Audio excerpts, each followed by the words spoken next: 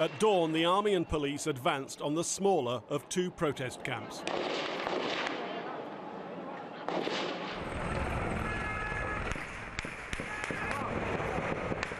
It was violent, it was bloody, but much worse was to come. The police cleared their first target,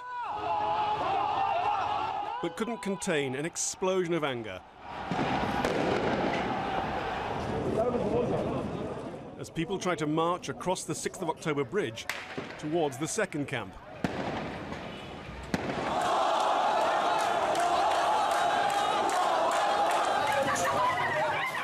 Violence spread into the main streets.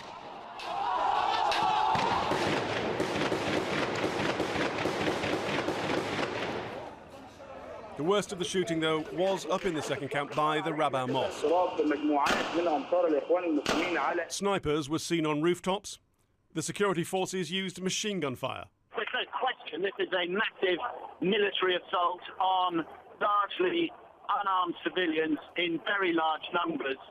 Many hundreds of troops and interior ministry, police and special forces are involved. They're on rooftops, they're firing 50 metres from a building that is hotmarked with large amounts of bullet holes. There is use of machine guns. This is not a crowd clearing operation. This is a major military assault. The military released this video to back its claim that they had to respond to gunmen inside the Rabbah camp firing on them. This footage shows the heat coming from bullets fired and the barrels of rifles. Alongside the gunmen, we see men throwing stones. We can't verify the pictures. Supporters of the ousted president insist the army and police fired on unarmed protesters and said they would not give in. This man said force was being used against unarmed people. We are not the terrorists, he said. The security forces also reported casualties, dead and injured, but far fewer.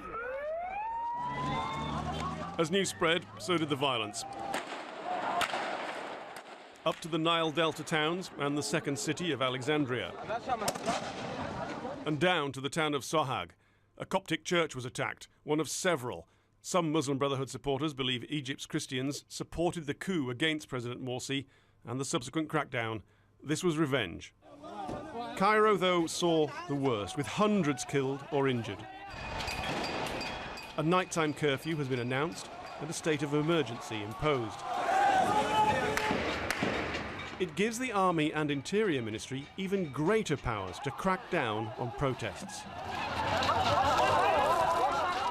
They've already used massive lethal force.